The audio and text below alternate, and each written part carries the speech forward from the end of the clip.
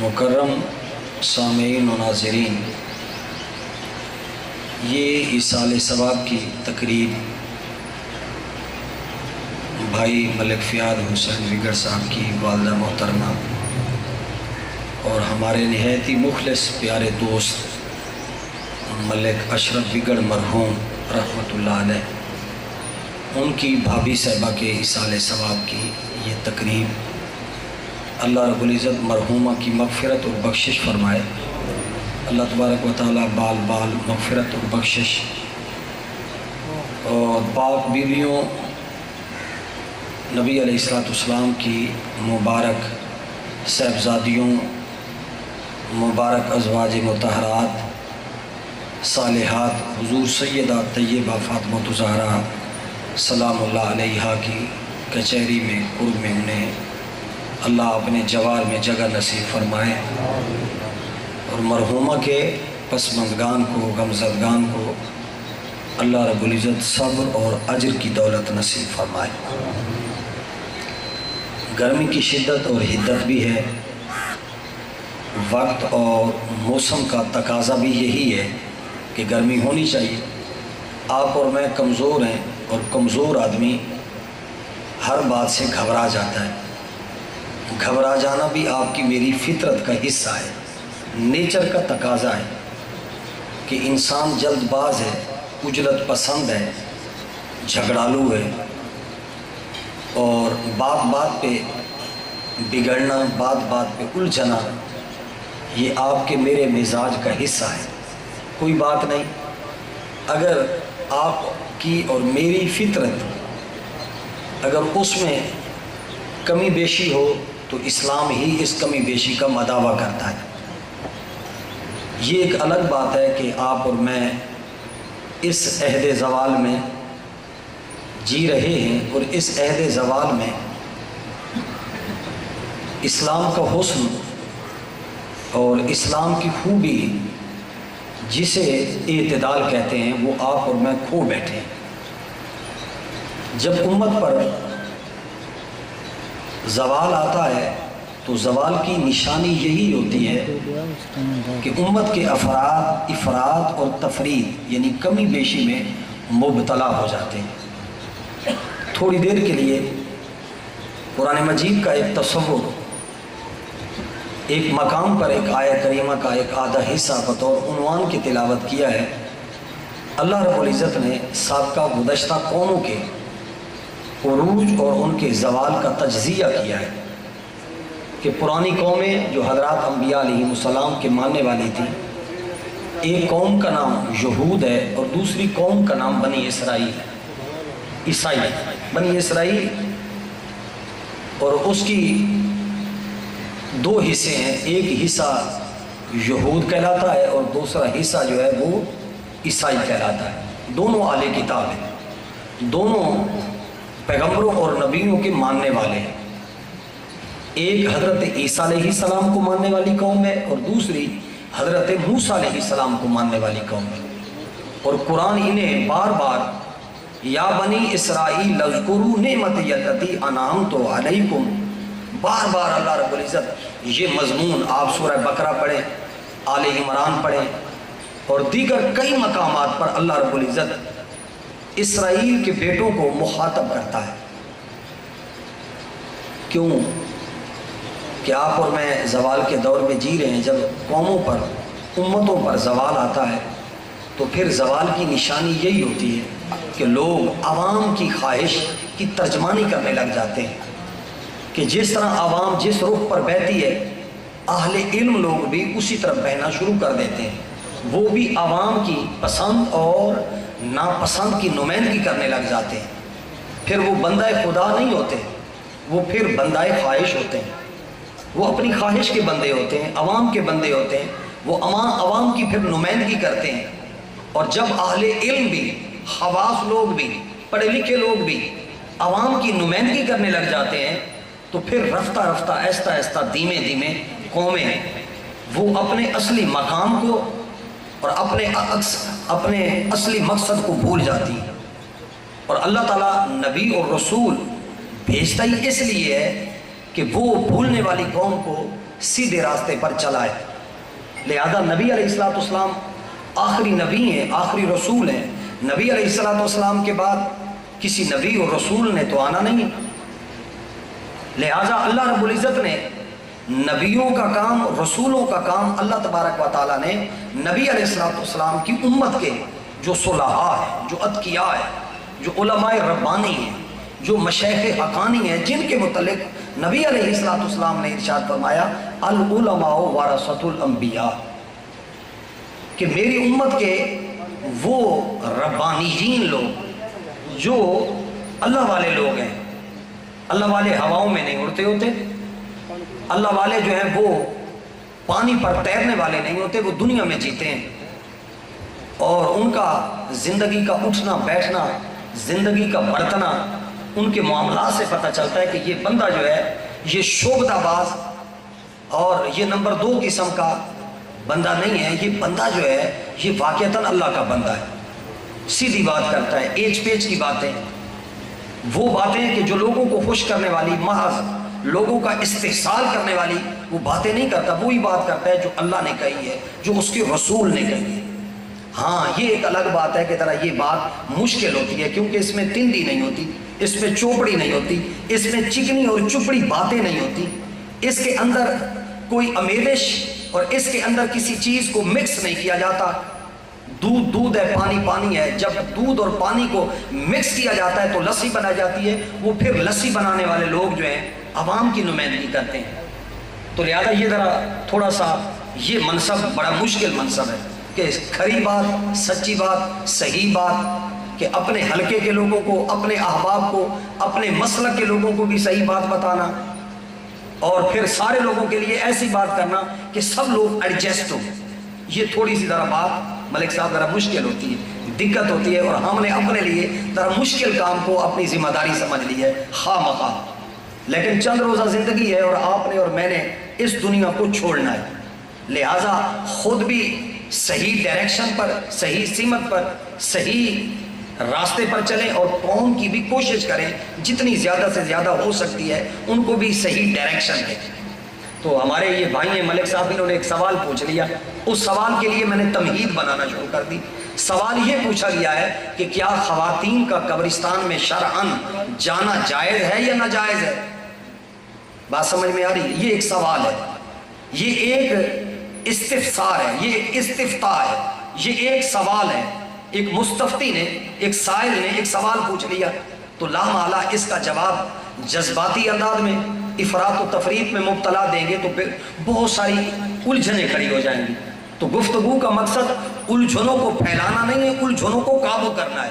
اور مسئلہ جو شرعی ہے اسے بھی بیان کرنا ہے۔ تو لہٰذا میں نے ابتدا تمہید میں دیباچہ اور سیناپسس اور اس کا خاکہ قرآن کی اس آیت سے یوں شروع کیا کہ اللہ تبارک و تعالیٰ نے فرمایا کہ اے میرے حبیب کہہ دیجئے ان لوگوں کو، کن لوگوں کو؟ جو اہل کتاب ہیں، ان کو کہو کہ لا تغلو فی دینکم، کہ تم اپنے دین کے اندر غلو نہ کرو۔ کیا مطلب غلو کا؟ کیا مطلب؟ فرمایا کہ ان کو کہو کہ من مانی نہ کرو، اپنی مرضی اور اپنی خواہش کے اوپر نہ چلو۔ لا تغلو فی دینکم، کہ اپنی مرضی کا نام نہ اعمال میں اور نہ ہی شخصیات میں، یعنی دین کے اندر، دین 2 چیزوں کا نام ہے۔ دین جو ہے اللہ کی تعلیمات، اور اس کے ساتھ وہ جو تعلیمات دینے والی ہستیاں ہیں، حضرات انبیاء علیہ السلام ہیں، حضرات انبیاء علیہ السلام کے اولاد مبارکہ ہے، اور نبی علیہ السلام کے اصحاب ہیں، آپ کی اولاد ہے، صحابہ، تابعین، تبع تابعین، محدثین، فقہاء، مجتہدین، اولیاء کرام ہیں۔ اور اللہ فرماتا ہے کہ اے حبیب ان لوگوں کو کہہ دیجئے، یہ جو اہل کتاب ہے، یہودی اور عیسائی، کیونکہ آپ کے لیے، میرے لیے، اصلاح کے لیے اللہ نے ان کو بطور سیمپل کے رکھا ہے، بطور ڈیزائن کے رکھا ہے، ان کو سامنے رکھ کر ان کی غلطیوں کو چن چن کر قرآن نے بیان کیا ہے کہ یہود میں کیا کیا غلطیاں تھیں اور عیسائیوں اور نصارہ میں کیا کیا غلطیاں تھیں۔ ان کے اندر افراط اور تفریط، اعمال کے باب میں، نماز کے باب میں، روزے کے باب میں، حج کے باب میں، زکوٰۃ کے باب میں، عشر کے باب میں، اعمال کے باب میں، اور پھر ساتھ ساتھ شخصیات کے باب کے اندر ان کے اندر کمی بیشی کیسی پائی جاتی تھی۔ مثلا میں آپ کو چند ایک چیزوں کو ٹچ دیتا ہوں، پھر شرعی اس مسئلے کا جواب دیتا ہوں۔ یہود کیا تھے؟ یہ بڑی ضدی قوم تھے، قرآن بیان کرتا ہے کہ یہ اتنی ضدی قوم تھے، یہ جبرائیل سے بھی دشمنی رکھتے تھے، کہتے تھے کہ یہ جبرائیل نبی علیہ السلام کے گھر میں یہ وحی کیوں لے کر آیا ہے، یہ ہماری مرضی سے یہ کسی بڑے آدمی کے گھر میں جبرائیل کیوں نہیں آتا، یہ مکہ المکرمہ کے اس بنو ہاشم کے اس غریب گھرانے میں کہ جو سیاسی حوالے سے، معاشرتی حوالے سے، سوشل سٹیٹس کے اعتبار سے کوئی بڑا، کوئی سرمایہ دار اور بڑا جگیردار کا گھر نہیں ہے، اس کی حویلی جو ہے، اس کا ڈیرا جو ہے کوئی بڑا ڈیرا نہیں ہے، اس کی کوٹھی بنگلہ مکان کوٹھی جو ہے اور اس کی جو کار ہے وہ اتنی بڑی لمبی نہیں ہے، اس کے پاس اتنے بڑے سرخ رنگ کے گھوڑے نہیں ہیں۔ یہودی نے ضد کی، اس نے کہا کہ یہ نبی علیہ السلام کے گھر میں یہ وحی کیوں لے کر آتا ہے؟ یہود کی ضد قرآن بیان کرتا ہے، فرمایا عدو لجبریل، فرمایا کہ یہ جبرائیل سے دشمنی رکھتا ہے، عناد رکھتا ہے، منافرت رکھتا ہے، عداوت رکھتا ہے، دشمنی رکھتا ہے، یہ اپنے من مانی کا نام یہ دین بناتا ہے، یہ کہتا ہے میری مرضی کے مطابق اللہ فلاں فلاں حکم کو نازل فرمائے۔ فرمایا یہ جو مسلمانوں کی باہمی نفرتیں، عداوتیں، مسلکی جو جنگیں ہیں، یہ جو اویرش اور یورش ہے، دیوبندی اور بریلوی کی اویرش اور یورش، سنی اور شیعہ کی اویرش اور یورش، اگر ان تمام کا آپ انیلسس کریں، تجزیہ کریں اور اس کو میزان پر اگر آپ تولیں گے تو بہت ساری چیزیں ایسی ہوں گی کہ ان میں انسان کی انا، اپنی خواہش نفس اس کے اندر چھپی ہوئی ہوگی۔ مختلف لوگوں نے اپنی انا کو دین بنایا ہوگا، اپنی پسند کو دین بنایا ہوگا اور اپنی پسند کے خلاف وہ ایک بات بھی سننے کو لیے تیار نہیں ہوگا۔ قرآن کہتا ہے کہ بات یہ ہے کہ وَلَا تَتَّبِعُوا خُطُوَاتِ الشَّيْطَانِ، فرمایا وَلَا تَتَّبِعُوا خُطُوَاتِ الشَّيْطَانِ، اس لیے قرآن نے کہا کہ یا ایھا الذین آمنوا ادخلوا فی السلم کافہ، فرمایا کہ تم دین کے اندر کل کے کل اپنی خواہش نہیں، اپنی مرضی نہیں، اپنی پسند و ناپسند نہیں، اپنا عقل نہیں، اپنی فکر نہیں، اپنا ماحول نہیں اور اپنا خاص رجحان نہیں، اپنا خاص میلان نہیں، اپنا خاص طرز فکر نہیں، اپنا مخصوص نقطہ نظر نہیں کہ جو تو نے ماحول سے یا مختلف چیزوں کو سن کر اپنا ایک خاص ایک خول بنا لیا ہے، ایک ذہن بنا لیا ہے، اس ذہن کے اندر آنے والی چیزوں کو تو نے دین بنا کے کل سمجھ کے فرمایا کہ ان سب کو قربان کر کے دین میں داخل ہو جا اور اپنے آپ کو رسول اللہ پر عقل قربان کن بپیش مصطفیٰ، اپنی عقل، اپنی دانش، اپنی بینش، اپنی فہم، اپنی بصیرت، اپنا تدبر، اپنا تفکر اور اپنی فہم و بصیرت کو رسول اللہ کے کہے پر قربان کر دو۔ اور فرمایا کہ پھر شیطان کے راستے پر نہ چلو، شیطان کے راستے پر نہ چلو۔ نبی علیہ السلام نے ہدایت کے راستے کی تعیین کرتے ہوئے کہ جب قرآن مجید کی یہ سورہ فاتحہ نازل ہوئی اور اس کے یہ الفاظ نازل ہوئے کہ اہدنا الصراط المستقیم صراط الذین انعمت علیہم غیر المغضوب علیہم ولا الضالین آمین،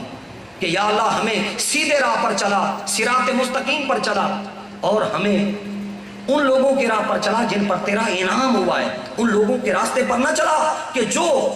جن پر تیرا غضب ہوا، اور ان لوگوں کے راستے پر نہ چلا کہ جو ہدایت کے راستے سے بھٹک گئے۔ نبی علیہ السلام سے پوچھا گیا کہ یا رسول اللہ صلی اللہ علیہ وسلم یہ مغضوب کون ہے، دالین کون ہے؟ نبی علیہ السلام نے فرمایا کہ مغضوب سے مراد یہودی ہیں اور دالین سے مراد فرمایا نصارہ ہے۔ صحابہ نے پوچھا یا رسول اللہ یہ مغضوب یہ کیوں ہے یہ یہودی؟ فرمایا تمہیں معلوم نہیں کہ یہودیوں نے ناحق نبیوں کو قتل کیا ہے، یہ نبیوں سے بیر رکھتے ہیں، یہ نبیوں سے نفرت رکھتے ہیں، یہ نبیوں سے دشمنی رکھتے ہیں اور یہ نبیوں سے بغض اور حسد، اناد، منافرت رکھتے ہیں، یہ یہودی ضدی قوم ہے، یہ نبیوں کی دشمن ہے۔ فرمایا کہ یہ دول، فرمایا کہ اب ان کے ریئیکشن میں، ان کے رد عمل میں، ان کے ضد میں، ان کے اپوزٹ ایک اور گروہ، ایک اور طبقہ، ایک اور جماعت، وہ دالین ہے۔ فرمایا یہ دالین کیا ہے؟ فرمایا کہ انہوں نے نبیوں کو قتل کیا، ناحق قتل کیا، اور ان کے مقابلے میں، ان کے ریئیکشن میں، ان کے رد عمل میں نصارہ ہے۔ فرمایا یہ نصارہ کون ہے؟ فرمایا انہوں نے نبیوں کی محبت میں غلو کرتے ہوئے، یہ نصارہ جو ہیں انہوں نے حضرت عیسیٰ علیہ السلام کو اللہ کا بیٹا کہہ دیا، ولد اللہ کہہ دیا، ابن اللہ کہہ دیا۔ فرمایا کہ جنہوں نے انبیاء علیہ السلام سے نفرت، عداوت اور دشمنی کی بنیاد پر اپنے فکر کا تانا بانا بنا، وہ یہودی فرمایا وہ مغضوب ہوئے، فرمایا کہ جنہوں نے اپنی ان کے ریئیکشن اور ان کے رد عمل میں حضرت عیسیٰ علیہ السلام کی محبت میں یوں بہکے کہ حضرت عیسیٰ علیہ السلام کو اللہ کا بیٹا کہنے لگے، فرمایا یہ دال یہ گمراہ ہوگا۔ نبی علیہ السلام نے فرمایا کہ میرا جو راستہ ہے، نبی علیہ السلام نے خط کھینچا، فرمایا یہ سیدھا راستہ ہے۔ یہ کیا ہے؟ یہ سیدھا راستہ ہے۔ نبی علیہ السلام نے ایک خط کھینچا اور اس کے دونوں اطراف پر نبی علیہ السلام نے نشانات لگائے، فرمایا جانتے ہو کہ یہ راستہ سیدھا راستہ ہے، فرمایا کہ یہ جو ادھر ٹیڑے میڑے اس کے جو نشانات ہیں، صحابہ نے پوچھا یا رسول اللہ یہ کیا ہے؟ فرمایا کہ یہ افراط اور تفریق، یہ یہود کی طرف لے جانے والے اور یہ نصارہ کی طرف لے جانے والے، ان کے اوپر شیطان بیٹھا ہے، لوگوں کو دن اور رات یہ آواز دیتا ہے آتا ادھر آ جاؤ۔ فرمایا کہ جو اس راستہ خط مستقیم کو سیدھے راستے کو چھوڑ دیتا ہے، ان راستوں پہ چل پڑتا ہے، فرمایا ان کے اوپر پھاٹک ہے، فرمایا کہ یہ پھاٹک کھلے ہوئے ہیں، ان کے اندر جو چلا جاتا ہے پھر وہ ہدایت کے راستے سے محروم ہو جاتا ہے۔ صحابہ نے پوچھا یا رسول اللہ صلی اللہ علیہ وآلہ وسلم اس کا کوئی طریقہ کار بھی ہے؟ نبی علیہ السلام نے فرمایا ہاں ایک طریقہ کار ہے، فرمایا کہ جب تم صراط مستقیم پر چلنے لگو اور تمہیں دائیں طرف سے کوئی آواز آ جائے یا بائیں طرف سے آواز آ جائے اور پھر تمہیں شک ہونے لگے کہ مجھے ادھر جانا چاہیے کہ نہیں، نبی علیہ السلام نے ضابطہ بیان فرمایا، فرمایا کہ اس وقت تمہیں اپنے ضمیر کو مفتی بنا لینا چاہیے، وَاسْتَفْتِ قَلْبِكَ وَاسْتَفْتِ لِنَفْسِكَ، فرمایا پھر اپنے آپ سے پوچھ لینا چاہیے کہ مجھے ادھر جانا چاہیے، ادھر جانا چاہیے یا نہیں۔ فرمایا کہ تمہیں معلوم نہیں ہے کہ اللہ رب العزت نے تمہیں ایک ضمیر، ایک جج اللہ نے بنا کر یہ خدائی تقسیم کی، فرمایا کہ اللہ رب العزت نے تمہارے اندر جو ضمیر جو ہے اس کو جج کے طور پر دیا ہے، یہ تمہارا محتسب ہے، یہ تمہارا نگران ہے، یہ تمہارا محاسبہ کرنے والا ہے۔ نبی علیہ السلام نے فرمایا کہ اگر تمہیں ادھر سے آواز آئے اور ادھر سے آواز آئے اور سیدھے راستے پر چلتے ہوئے تمہیں کوئی تذبذب ہونے لگے، تشکیک ہونے لگے، الحاد ہونے لگے، اس کے اندر جو ہے تردد اور اس کے بعد میں تمہارے اندر ایچ پیچ ہونے لگے اور تمہارے ذہنوں میں یہ شک یہ جنم لے کہ مجھے یہ کرنا چاہیے کہ نہیں کرنا چاہیے، نبی علیہ السلام نے فرمایا کہ پھر کسی مفتی کے پاس جانے کی بجائے پہلے اپنے دل اور ضمیر کو مفتی بنانا چاہیے۔ فرمایا اس سے سوال کر لینا چاہیے کہ وَاسْتَفْتِ قَلْبِكَ وَاسْتَفْتِ لِنَفْسِكَ، پھر اپنے آپ سے پوچھ لینا چاہیے کہ یہ مجھے کام کرنا چاہیے کہ نہیں کرنا چاہیے۔ حضور سیدنا مولا کائنات علی المرتضیٰ کرم اللہ وجہ الکریم جو علم اور فکر کے دنیا کے امام اور پیشوا اور حضرت مولا کائنات علی المرتضیٰ کرم اللہ وجہ الکریم کی وہ دانش جو بعد از پیغمبر ان کی دانش کا مقام ہے، آپ سے پوچھا گیا کہ حضرت آپ یہ ارشاد فرمائیں کہ یہ معاملہ جو ہے یہ کیا ہے؟ فرمایا کہ بس بات یہ ہے کہ انسان جس کام کو کرتے ہوئے لوگوں کے سامنے شرمائے اور تنہائی میں جا کر کرے، فرمایا وہ کام اس کو چھوڑ دینا چاہیے، کہ تنہائی میں کرنے کو اس کا جی چاہتا ہے اور عوام کے سامنے کرے تو وہ کہتا ہے کہ اس سے میری بدنامی ہوگی، رسوائی ہوگی۔ فرمایا سیدھی سی بات ہے کہ لوگوں کے سامنے کرتے ہوئے اسے لوگوں سے ڈر لگے، فرمایا کہ اسے اللہ کے خوف اور خشیت کی بنیاد پر وہ کام چھوڑ دینا چاہیے۔ حضرت مولا کائنات علی المرتضیٰ کرم اللہ وجہ الکریم نے فرمایا کہ یہ جو حضور علیہ السلام نے ارشاد فرمایا کہ دائیں اور بائیں جو ہیں یہ کیا ہے؟ فرمایا یہ دائیں اور بائیں یہ اللہ تبارک و تعالیٰ کی حدود کی، حرام اور حلال کی باؤنڈری ہے، یہ کراس نشان لگا ہوا ہے۔ فرمایا کہ اگر تم سیدھے راستے پر چلتے ہوئے اگر تم اللہ تعالیٰ کی حدود کو تجاوز کرو گے تو پھر مغدوم میں شامل ہو جاؤ گے، دالین میں شامل ہو جاؤ گے۔ فرمایا کہ پھر کیا ہے؟ فرمایا دین جو ہے وہ آسان ہے، دین کو مشکل نہیں ہے، دین آسان ہے۔ فرمایا کہ وہ دین آسان کس طریقے سے ہے؟ فرمایا کہ تم یہود کی جو غلطیاں ہیں ان سے بھی اپنے آپ کو بچاؤ اور جو نصارہ کی غلطیاں ہیں ان سے بھی اپنے آپ کو بچاؤ۔ فرمایا کہ پھر دین کیا ہوا؟ واٹ از اسلام؟ کہ اسلام ہے کیا؟ فرمایا کہ اسلام اگر ایک ہی لفظ میں اگر اسے سمیٹ کر دریا کو اگر کوزے میں بند کرنا ہو تو فرمایا کہ اسلام کا اگر کوئی انٹروڈکشن اور اسلام کی کوئی پہچان اور اسلام کی کوئی علامت اور اسلام کی کوئی معرفت اگر کسی غیر مسلم کے سامنے پیش کرنا چاہے تو ایک ہی بات ہے، وہ کیا؟ کہ اسلام اپنے ماننے والوں کو معتدل بناتا ہے، اعتدال پسند بناتا ہے۔ کیا بناتا ہے؟ کہ یہ معتدل بنے، اعتدال ان کے فکر میں ہو، ان کے نظریے میں ہو، ان کی سوچ میں ہو۔ یہ حضرات انبیاء علیہ السلام شخصیات کے باب کے اندر بھی معتدل ہو اور اعمال کے اندر بھی کیا ہو؟ معتدل ہو، ان کے اندر اعتدال ہو، توازن ہو، اور ان کے اندر افراط و تفریط نہ ہو۔ یہ اللہ کے جو محبوب اور مقبول بندے ہیں ان سے محبت میں حد میں رہیں، محبت میں حد سے آگے بھی نہ بڑھیں اور ان کو مقام تعظیم سے نیچے بھی نہ گرائیں۔ فرمایا یہ قابل تعظیم ہستیاں ہیں، فرمایا کہ اگر قابل تعظیم ہستیوں کی محبت میں اگر افراط کرے گا تو تب بھی معاملہ خراب ہو جائے گا، اگر ان سے تعلق میں اگر افراط کرتے ہوئے تقصیر کمی کرے گا تو تب بھی معاملہ بگڑ جائے گا۔ فرمایا اسی طرح کہ شریعت میں کچھ اعمال اور کچھ چیزیں فرض ہیں، کچھ چیزیں واجب ہیں، کچھ چیزیں سنت ہیں، اور کچھ چیزیں جو ہیں وہ مستحب ہیں، اور کچھ چیزیں ایسی ہیں کہ جو اللہ اور اس کے رسول نے ان چیزوں کو معاشرے پر، سوسائٹی پر چھوڑ دیا ہے کہ کر لیں تو ثواب ہے، نہ کریں تو گناہ۔ شریعت نے بیان کر دیا کہ یہ شے فرض ہے اور یہ چیز واجب ہے۔ شریعت نے فرض بھی بیان کر دیا، واجب بھی بیان کر دیا، سنت بھی بیان کر دی، حرام کو بھی بیان کر دیا، اور حرام میں جو بڑا حرام ہے یہ مکروہ تحریمی بھی بیان کر دیا، جو مکروہ تنزیہ ہے اسے بھی بیان کر دیا۔ اور کچھ چیزیں ایسی ہیں کہ جن کو اللہ تعالیٰ نے اس مخلوق خدا پر رحم کرنے کے لیے، کیونکہ آقا علیہ الصلوۃ والسلام وما ارسلناک الا رحمۃ للعالمین، رحمت بن کر آئے۔ رحمت کا مطلب ہے آسانی دینے کے لیے آئے، تنگیوں سے نکالنے کے لیے آئے۔ یرید اللہ بکم الیسر ولا یرید بکم العسر، کہ اللہ آسانی چاہتا ہے، تنگی تو لہٰذا اب مسئلے کی تمہید، یہ سیناپسس، یہ خاکہ، یہ خطہ، یہ جو تحقیق کے لیے کہ آپ عورتوں کو، ہماری ماؤں اور بہنوں اور بیٹیوں کو قبرستان جانا چاہیے یا نہیں جانا چاہیے، اس مسئلہ شرعی کو سمجھنے کے لیے بنیاد ہے کہ اپنے آپ کو معتدل بنانا۔ اپنے آپ کو کیا بنانا؟ معتدل بنانا۔ نبی علیہ الصلوۃ والسلام نے ابتدائے زمانے میں، نبی علیہ الصلوۃ والسلام خود ارشاد فرماتے کنت نہیتکم عن زیارت القبور، کہ میں نے تمہیں منع کیا تھا کہ تم قبور کی زیارت کے لیے نہ جایا کرو۔ کیوں؟ کہ عورت کی فطرت میں، عورت کی نیچر میں، عورت کی جبلت میں کمزوری ہے،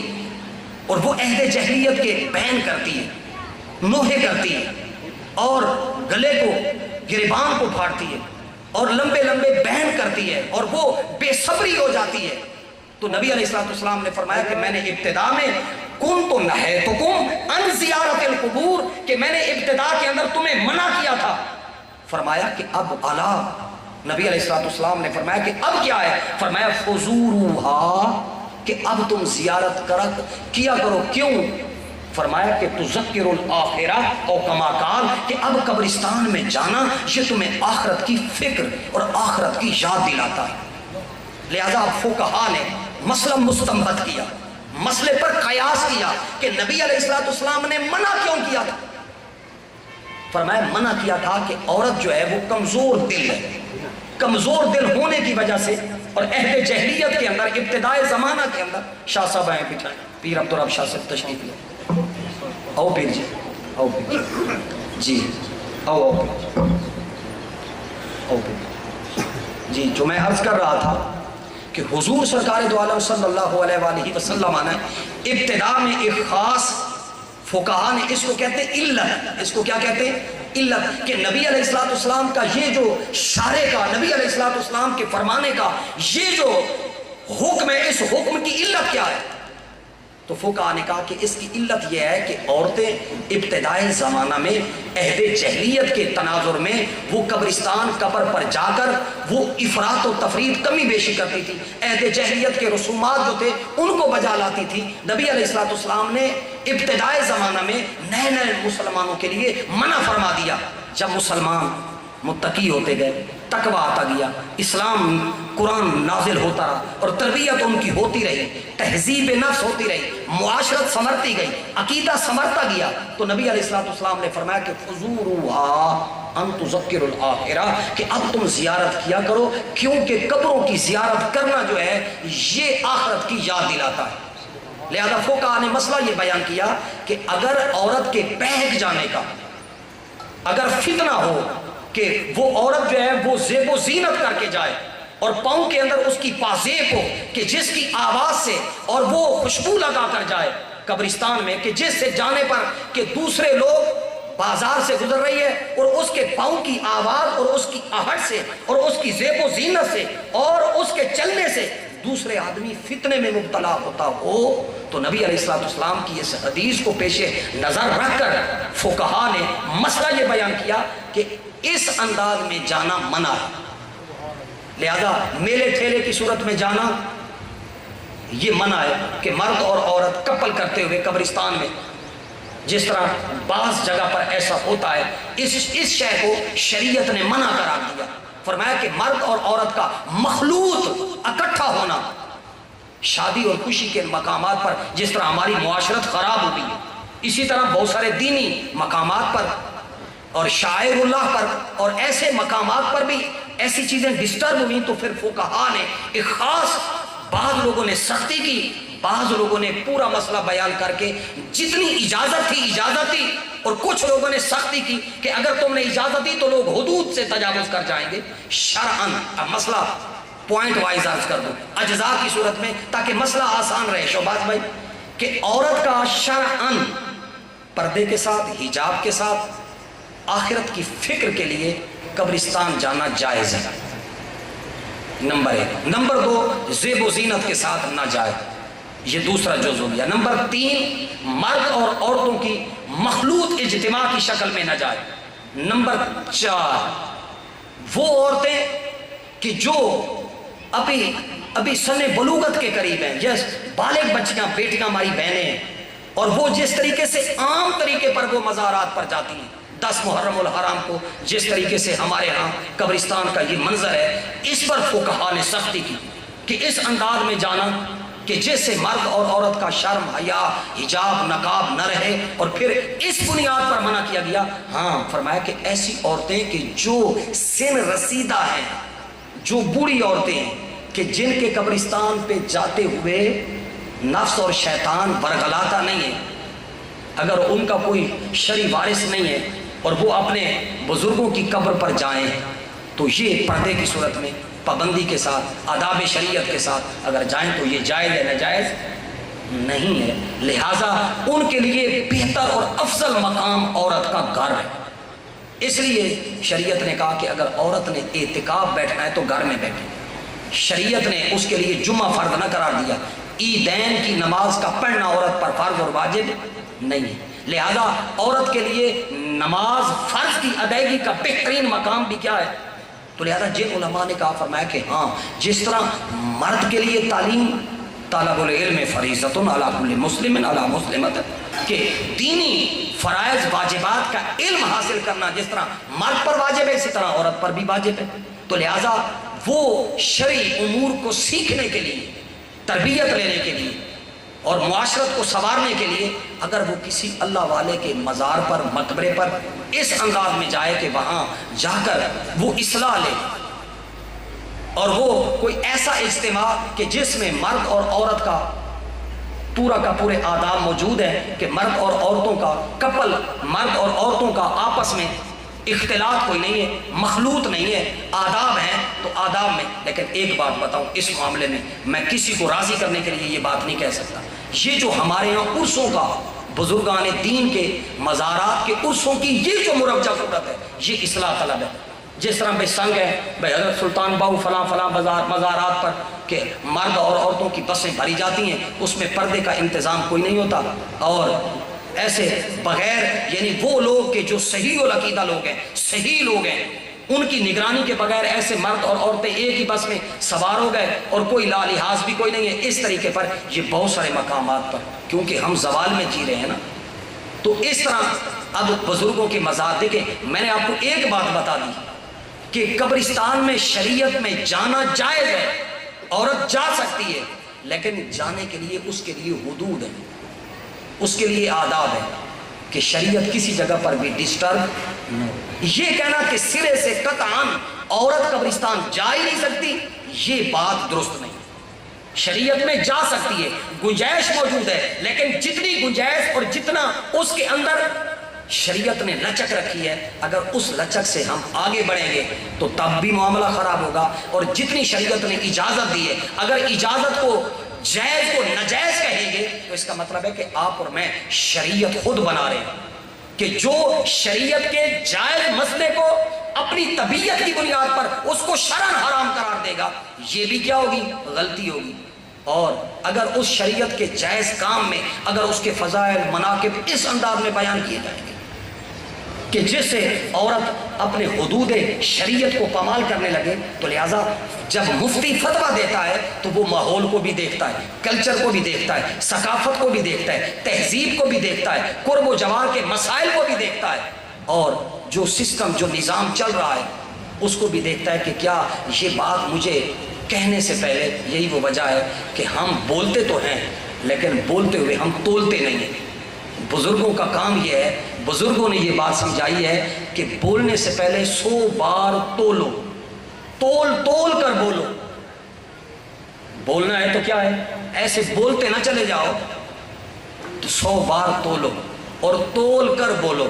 تو معذرت کے ساتھ اب تو یہ دور ہی کوئی نہیں ہے کہ بندہ تول کر بولے، اور بولے تو 100 بار غور و فکر کے ساتھ بولے کہ جس سے اللہ اور اس کا رسول ناراض ہو جائے۔ ہم اس وقت عوام کی خواہش ہے کہ لوگ یہ کہتے ہیں، فلاں یہ کہتا ہے، فلاں یہ کہتا ہے، فلاں یوں کہتا ہے، تو لہٰذا اس لیے اللہ نے کہا یا اہل الکتاب لا تغلوا فی دینکم۔ ختم کا سامان لے، میں بات کو ختم کروں کہ یا اہل الکتاب لا تغلوا فی دینکم، کہ دین کے اندر غلو نہ کرو، یعنی جس سے اللہ کی توحید ڈسٹرب ہوتی ہے، جس سے اللہ تبارک و تعالیٰ کے حقوق جو ہیں وہ ڈسٹرب ہوتے ہیں، وہ کام نہ کرو۔ ہاں، اللہ کے محبوب اور مقبول بندے جن کو اللہ تعالیٰ نے تعظیم کے لیے، احترام کے لیے، ادب کے لیے اور انہیں اکرام دیا ہے، انہیں اللہ تعالیٰ نے اپنی معرفت کا ذریعہ قرار دیا ہے، فرمایا کہ ان کی اہانت نہ کرو، ان کی تنقیص نہ کرو، اور ان کے آداب کے اندر توازن اور اعتدال اختیار کرو، ان سے محبت رکھو۔ اس لیے حضور قبلہ عالم پیر سید مہر علی شاہ صاحب رحمۃ اللہ علیہ جیسے عالم ربانی، شیخ حقانی، جو اپنے عہد کے اندر جن کو اللہ رب العزت نے صاحب ڈپٹی، اور یہ وہ لوگ تھے اور یہ وہ ہستیاں ہیں کہ جن کو اللہ نے حضور کی ختم نبوت کی حفاظت کے لیے اٹھایا۔ ان کی اگر آپ کتابیں پڑھیں تو پیر صاحب قبلہ رحمۃ اللہ علیہ اتنی توازن کے ساتھ، اتنے اعتدال کے ساتھ آپ فرماتے ہیں کہ یاد رکھو کہ یہ جو اللہ کے محبوب اور مقبول بندے ہیں، فرمایا کہ اگر ان کو تم چھوڑ دو گے تو تمہیں اللہ کی معرفت نہیں ملے گی۔ اللہ کی معرفت اور اللہ کے قرب کے ذرائع میں سے، اللہ کے قرب کے واسطوں میں سے ایک واسطہ یہ اللہ کے مقبول اور محبوب بندے ہیں۔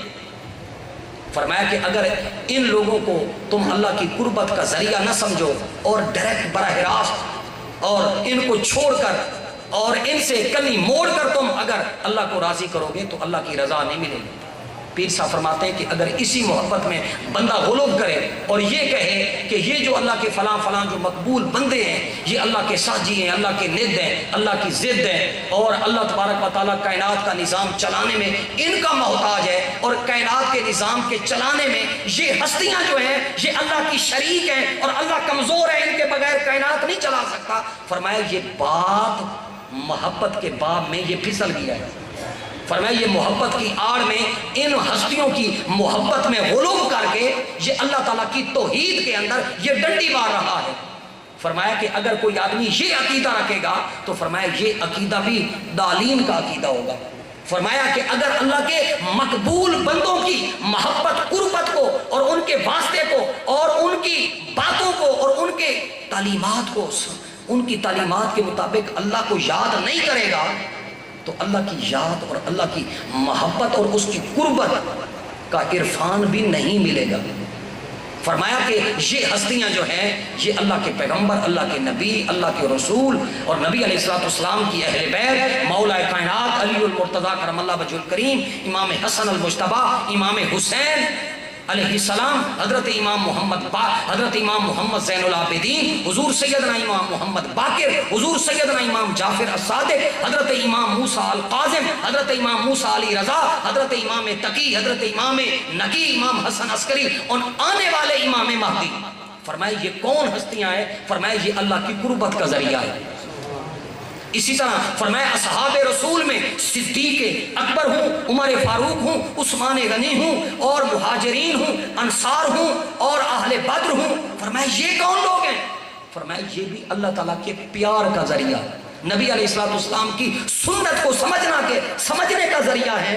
فرمایا کہ بس ہدایت جو ہے یہ ایک منزل ہے۔ فرمایا جب انسان سفر پہ روانہ ہوتا ہے تو سفر کے دونوں راستوں پر بھائی لاہور جانا ہے، آخری بات لاہور جانا ہے، اور راستے میں آپ دیکھتے ہیں کہ بندہ مسافر جو ہے کبھی دائیں دیکھتا ہے کبھی بائیں دیکھتا ہے، نشانات لگے ہوئے ہیں کہ لاہور کا سفر 100 کلومیٹر باقی رہتا ہے۔ اب یہ ٹرمینل، یہ لاہور ملتان سے روانہ ہوئے، خانے باغ کبیر والا آ گیا، خانے وال آ گیا، اب جو ہے میاں چنو آ گیا، کسوال آ گیا، اب چچا وطنی آ گیا، سائی وال آ گیا، اکاڑا آ گیا۔ راستے میں سنگ میل لگے ہوئے ہیں، نشانات لگے ہوئے ہیں دائیں اور بائیں، تاکہ مسافر گھبرا نہ جائے کہ منزل قریب ہے۔ بس اللہ تعالیٰ نے اپنی منزل کے لیے حضور تاجدار کائنات صلی اللہ علیہ وآلہ وسلم کو ہادی بنا کر بھیجا، حضور کو مرکز رشد و ہدایت بنا کر بھیجا، اور اللہ تعالیٰ نے حضور کے دروازے سے، حضور کی ذات سے آل اور اصحاب کی 2 ہدایت کے دروازے کھول دیے۔ ایک دائیں طرف بیٹھا ہے، ایک بائیں طرف بیٹھا ہے۔ دائیں طرف آل نبی بیٹھی ہے اور بائیں طرف جو ہے وہ اصحاب نبی بیٹھے ہیں۔ یہ دونوں جو ہیں یہ حضور علیہ السلام کی ذات سے چلے ہوئے، یہ دریائے نبوت کے یہ بہرایاب ہستیاں ہیں۔ یہ لوگوں کو بتاتی ہیں کہ آ جاؤ، کہ سیدھا راستہ ہے۔ لہٰذا اب اس سیدھے راستے پر مولا علی کی محبت اور صدیق اکبر کی محبت اور حسنین کریمین طیبین کی محبت اور خلفائے راشدین المہدیین کی محبت، یہ آپ کے لیے میرے لیے رسول اللہ کی محبت کا ذریعہ ہے۔ تو لہٰذا میں نے بات مسئلہ بتا دیا کہ حضور سرکار دو عالم صلی اللہ علیہ وآلہ وسلم کی قبر مبارک پر صحابیات، ازواج مطہرات، خود سیدہ عائشہ صدیقہ رضی اللہ تعالی عنہا تشریف لاتی۔ روایت میں ہے کہ حضور علیہ السلام کی قبر مبارکہ پر روضہ عطر پر بغیر حجاب کے حضرت عائشہ آتی۔ حضرت صدیق اکبر کا پہلو میں مزار بنا، بغیر حجاب اور نقاب کے آپ تشریف لے آتی۔ جب حضرت عمر رضی اللہ تعالیٰ عنہ کی قبر لحد رسول روضہ عطر کے ساتھ بنی تو حضرت عائشہ صدیقہ رضی اللہ تعالیٰ عنہا نے ارشاد فرمایا الحیاء من عمر، مجھے عمر سے حیا آتی ہے، اور آپ نقاب کر کے آتی۔ تو لہٰذا یہ اور بہت ساری ازواج مطہرات، بہت ساری صحابیات نبی علیہ السلام کے خانوادہ مبارک، خود حضور سیدہ فاطمہ الزہرا سلام اللہ علیہ اپنے بابا جان کے روضہ مبارکہ پر جنت البقیع میں۔ لہٰذا وہ دور جو تھا وہ فتنے کا دور اس طرح کا نہیں تھا جو اب پیدا ہو گیا ہے۔ لہذا جن علماء فقہا نے سختی کی ہے وہ ان فتنوں سے بچنے کے لیے کہیے۔ لہذا اصلاً جانا تو جائز ہے، لہذا فتنہ جہاں سے پیدا ہونے کا امکان اور خطرہ ہو، اس لیے علماء نے سختی کی۔ اللہ تبارک و تعالیٰ آپ کو مجھے صحیح راستے پر، اعتدال کا راستہ اعمال میں بھی اور شخصیات میں بھی، عقائد میں بھی اور نظریات میں بھی، اللہ تعالیٰ اپنے مقبول اور محبوب بندوں کا